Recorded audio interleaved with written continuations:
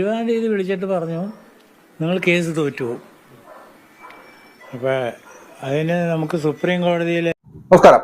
ബാലഭാസ്കറിന്റെ മരണം, ഞാൻ ഇങ്ങനെ കുറച്ചൊരു സീരീസ് പോലെ ഇങ്ങനെ ബാലഭാസ്കർ മരണത്തിന്റെ വീഡിയോ ഇട്ടുകൊണ്ടിരിക്കുകയാണ്. നമുക്ക് ഇത്രയും ആയ സ്ഥിതിക്ക്, ഇത്രയും തെളിവുകൾ പുറത്തു വന്ന സ്ഥിതിക്ക് ബാലഭാസ്കറിന്റെ കൂടെ നിന്ന ദോസ്തുക്കളെല്ലാം, അവരുടെ കൂട്ടുകാരെല്ലാം ഈ പറയുന്ന ഗോൾഡ് സ്മഗ്ലിങ്ങുമായിട്ട് അല്ലെങ്കിൽ സ്വർണ്ണ കള്ളക്കടത്തുമായിട്ട് ബന്ധപ്പെട്ട് പോലീസ് പിടിയിലായ സ്ഥിതിക്ക് ഇതിന് നമ്മളാൽ കഴിയുന്ന സഹായങ്ങളെല്ലാം ചെയ്തു. കാരണം ഒരു ജനരോഷം, അതായത് ഒരു ജനപിന്തുണ വന്നാലേ ഇതിന് സർക്കാർ തന്നെ നേരിട്ടിറങ്ങിക്കൊണ്ട് വീണ്ടും ഒരു CBI അന്വേഷണത്തിലേക്ക് ഇത് കൊണ്ടുപോകത്തുള്ളൂ.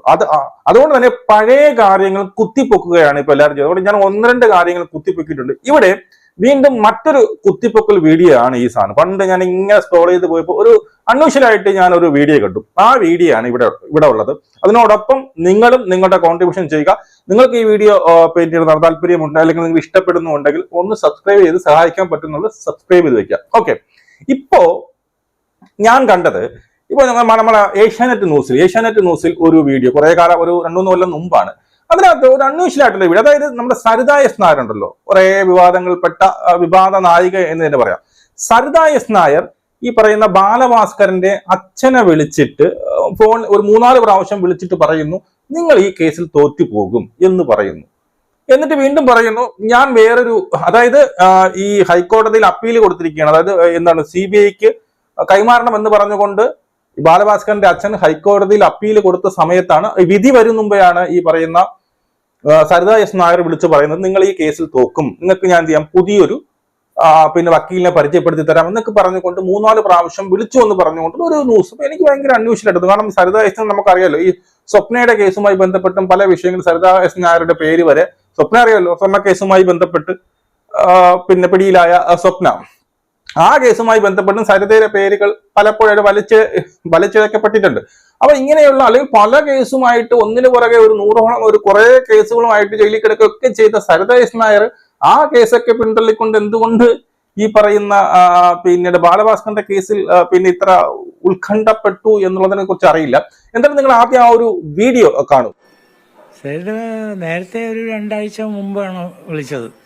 അതിനുശേഷം 20-ാം തീയതി ഒരു വിളിച്ചിരുന്നു. 20-ാം തീയതി വിളിച്ചിട്ട് പറഞ്ഞു നിങ്ങൾ കേസ് തോറ്റുപോകും. അപ്പോൾ അതിന് നമുക്ക് സുപ്രീം കോടതിയിൽ എൻ്റെ ഒരു അഡ്വക്കേറ്റ് ഉണ്ട്, അങ്ങേരെ എന്നൊരു അപേക്ഷയൊക്കെ എഴുതി വാങ്ങിച്ചിട്ട് നമുക്ക് ഇവിടുത്തെ ചീഫ് ജസ്റ്റിസിന് കൊടുക്കാം. ഞാൻ പറഞ്ഞു അതിനെക്കുറിച്ച് ആലോചിക്കട്ടെ എന്ന് പറഞ്ഞു, അത്രേ ഉള്ളൂ. പിന്നെ കട്ട് ചെയ്തു. ഈ 3 പ്രാവശ്യം വിളിച്ചപ്പോഴും ഇതേ ആവശ്യം തന്നെയായിരുന്നോ പറഞ്ഞത്? ഇല്ലില്ല, ആദ്യത്തെ പ്രാവശ്യം വിളിച്ചപ്പോൾ പറഞ്ഞത് വക്കീലിൻ്റെ നമ്പർ, കേസ് നമ്പർ, പിന്നെ അതിൻ്റെ ഡീറ്റെയിൽസൊക്കെ, ഏത് കോടതി, എന്തൊക്കെയാണ്, എന്നാണ് ഇനി കേസ്, അതൊക്കെയാണ് ആദ്യത്തെ ചോദ്യം. രണ്ടാമത്തെ ചോദ്യമാണത് ഈ തോറ്റുപോകുമെന്ന് പറഞ്ഞു. അപ്പോൾ അതുകൊണ്ട് അവർ സഹായിക്കാം. അവരൊരു വക്കീലുണ്ട്, സുപ്രീം കോടതിയിലെ വക്കീലാണ്, അയാളെ കൊണ്ട് അപേക്ഷ എഴുതി ഇവിടുത്തെ ചീഫ് ജസ്റ്റിസിന് കൊടുക്കണം. അപ്പം നമ്മൾ 10-76 കൊല്ലം ജീവിച്ച ആളാണ്, 10-42 കൊല്ലം ഗവൺമെൻറ് സർവീസിലുണ്ടായിരുന്നാണ്, ഈ ലീഗൽ കാര്യങ്ങളും കുറേയൊക്കെ ഡീൽ ചെയ്തിട്ടുണ്ട്. അപ്പോൾ ഇതിനകത്ത് ചീഫ് ജസ്റ്റിസ് ഇതിനകത്ത് വരുന്ന പ്രശ്നമേ ഇല്ല. അപ്പോൾ എനിക്കൊരു സംശയം തോന്നി, എന്താണ് ഇങ്ങനെ പറയാൻ കാരണം, തോറ്റുപോകുന്നൊക്കെ ഇങ്ങനെ പറയണത് എന്തിനാണ്. എന്നാൽ നമ്മുടെ വക്കീൽ, എൻ്റെ വക്കീലുണ്ട് കർത്താവെന്ന്, അങ്ങേരോട് ചോദിച്ചപ്പോൾ അങ്ങേര് പറഞ്ഞു അതൊക്കെ ചുമ്മാ പറയണതാണ്, അതിലൊന്നും കാര്യമില്ല, നിങ്ങൾ വിശ്വസിക്കൊന്നും വേണ്ട. ഒരാൾ മരിച്ചു പോകുന്നതിന് മുമ്പ് അയാളുടെ സഞ്ചയനം എന്നാണെന്ന് എങ്ങനെ പറയാം. അപ്പോൾ വിധി വരട്ടെ, എന്നിട്ട് നമുക്ക് നോക്കാം. വിധി മോശമാണെങ്കിൽ നമുക്ക് ഹൈക്കോടതിയിൽ പോവാം, നമുക്കെതിരാണെങ്കിൽ. സാധാരണ രീതിയിൽ എതിരാവാൻ സാധ്യതയില്ല എന്ന് നമ്മുടെ വക്കീൽ പറഞ്ഞു. അപ്പോൾ ഇവരോട് തന്നെ ഞാൻ പറഞ്ഞു ആലോചിക്കട്ടെ എന്ന് മാത്രം പറഞ്ഞുള്ളൂ, വേറൊന്നും പറഞ്ഞില്ല.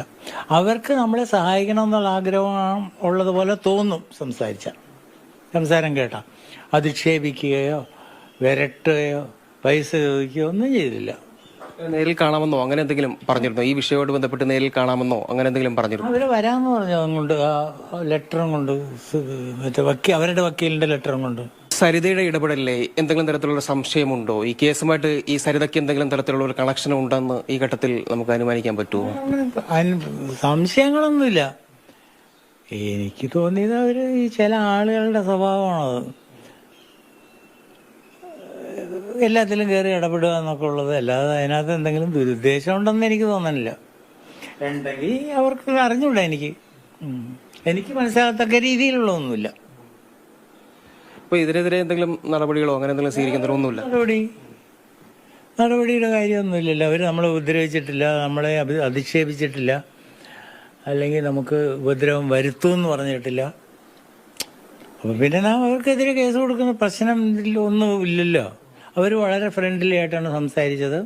ഇതിനകത്ത് ഈ പറയുന്ന ബാലഭാസ്കറിന്റെ അച്ഛൻ പറയുന്നത് ഇതുപോലെ എന്നെ ഒന്ന് രണ്ട് വട്ടം വിളിച്ചു, അങ്ങനെ ഒരു ത്രട്ടനിങ്ങോ അല്ലെങ്കിൽ എനിക്ക് ഒരു ഭീഷണിപ്പെടുത്തുകയോ അങ്ങനെ നീരസമായിട്ടോ അങ്ങനെയൊന്നും അല്ല പറഞ്ഞത്. ഞാൻ സഹായിക്കാം എന്നാണ് പറഞ്ഞത്. നിങ്ങൾ ആ കേസ് തോക്കും എന്ന് തന്നെയാണ്, തോക്കും. അതുകൊണ്ട് തന്നെ എനിക്ക് പരിചയമുള്ള ഒരു വക്കീലുണ്ട്, ആ വക്കീലിന്റെ അഡ്രസ് തരാം, ഞാൻ നേരിട്ട് വന്ന് കാണാം എന്നൊക്കെ രീതിയിൽ പറയുന്നുണ്ട്. ഇതിന് ഞാനൊരു തെറ്റായിട്ടല്ല, ഒരു ദുരുദ്ദേശത്തോടു കൂടിയാണ് ഈ ഫോൺ വിളിച്ചത് എന്ന് നമുക്ക് ഉറപ്പിച്ച് പറയാനൊന്നും സാധിക്കില്ല. ചിലപ്പോ മേ ബി എന്താണ് ഈ പറയുന്നത് പോലെ അതുദ്ദേശത്തോടു കൂടി ആയിരിക്കാം ഈ പറയുന്ന സരിത എസ് നായരെ വിളിച്ചത്. എങ്കിലും നമുക്ക് ഇതെല്ലാം നമ്മൾ കൂട്ടി വായിക്കണം.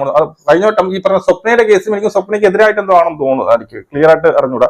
ഈ സരിത എന്തോ പിന്നീട് മൊഴി കൊടുത്തു, രണ്ടുപേരും ജയിലിൽ വെച്ച് കണ്ടു, എന്തോ പറഞ്ഞു, അങ്ങനെ എന്താണ് എന്റെ ചെറിയ ഓർമ്മ ശരിയാണ്. എന്തോ സ്വപ്ന സരിതയോട് എന്തോ പറഞ്ഞു, അങ്ങനെ എന്തോ ചെറിയ വിവാദങ്ങളൊക്കെ CBI ഒക്കെ സ്വപ്നയൊക്കെ വിളിച്ച് പോസ്റ്റ് ചെയ്യുന്നോ, രഹസ്യ മൊഴി കൊടുത്തെന്നോ അങ്ങനെയൊക്കെ വാർത്ത വന്നിട്ട്. അപ്പൊ ഇത്രയും കേസിൽ ഉൾപ്പെട്ട് നിൽക്കുന്ന സരിത എസ് നായർ എന്തുകൊണ്ട് ബാലഭാസ്കറിന്റെ കാര്യത്തിൽ ഇത്ര ഉത്കണ്ഠയോടുകൂടി വിളിച്ച് നിങ്ങൾ പിന്നീട് നിങ്ങൾക്ക് ഞാൻ സഹായിക്കാമെന്ന് പറയും, അതുപോലെ നിങ്ങൾ ഈ കേസ് തോക്കുമെന്ന് പറയുക, ഇതിന്റെ വിധി വരും മുമ്പേ നിങ്ങൾ ഈ കേസ് തോക്കും എന്ന് ഒക്കെ പറയാൻ വേണ്ടിയിട്ടുള്ള അറിയില്ല.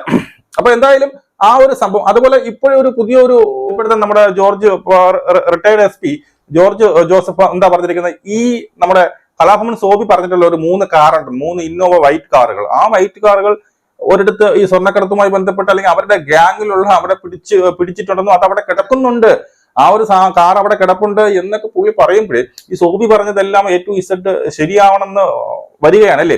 ഇത്രയും വലിയ തെളിവുകൾ ഇങ്ങനെ ഉള്ള സ്ഥിതിക്ക്, ഇത്രയും വലിയ വൈറ്റലായിട്ടുള്ള എവിഡൻസ് ഉള്ള സ്ഥിതിക്ക് വീണ്ടും എന്തുകൊണ്ടാണ് ഈ ഒരു കേസ് ഇങ്ങനെ അട്ടിമറിക്കപ്പെടുന്നത് എന്നുള്ളത്. നമ്മളിവിടെ ഞാനിവിടെ 2 കേസ്, ഒന്ന് ഈ പറയുന്ന ബാലഭാസ്കറിന്റെ കേസ്, അതുപോലെ തന്നെ നവീൻ ബാബുവിന്റെ കേസ്. നവീൻ ബാബു ഇതേപോലെ തന്നെയാണ്. നവീൻ ബാബുവിന് ഇതിൽ ഒരുപാട് തെളിവുകളും ഒരുപാട് ദുരൂഹതയും നവീൻ ബാബുവിന്റെ കേസിലുണ്ട്. അവിടെയൊക്കെ പണത്തിന്റെ ഹുങ്ക് കൊണ്ടും അല്ലെങ്കിൽ അധികാരത്തിന്റെ ഹുങ്ക് കൊണ്ടും ഒക്കെ ആ കേസൊക്കെ തേഞ്ഞു മാഞ്ഞു പോവാതെ നമ്മുടെ ജനപക്ഷം, അതായത് ജനങ്ങളെല്ലാം ഒത്തൊരുമയോടുകൂടി ഈ അനീതിക്ക് വേണ്ടിയിട്ട് പോരാടിയാൽ മാത്രമേ ഇതിനൊരു നീക്കുപോക്ക് ഉണ്ടാവുള്ളൂ. അല്ലെങ്കിൽ എല്ലാം ഇങ്ങനെ പണക്കൊഴുപ്പിൽ എന്ത് ചെയ്യും, ഇങ്ങനെ തേഞ്ഞു മാഞ്ഞു പോകും. അപ്പൊ അതൊന്നും വരാതെ എന്ത് ചെയ്യണം, ഇവർക്ക് ഈ പറയുന്ന പാവപ്പെട്ട അച്ഛനായാലും അമ്മയായാലും ഈ ബാലഭാസ്കറുടെ അച്ഛനും അമ്മയായാലും വയസ്സായി, അവരെങ്ങനെയെങ്കിലും സ്വന്തം മോൻ നഷ്ടപ്പെട്ട പിന്നെ അവർക്കൊരു മോളുണ്ടായിരുന്നു, ആ മോളും മരിച്ചുപോയി. ഇപ്പൊ ആരുമില്ല അല്ലേ, അവർക്ക് ആരുമില്ല.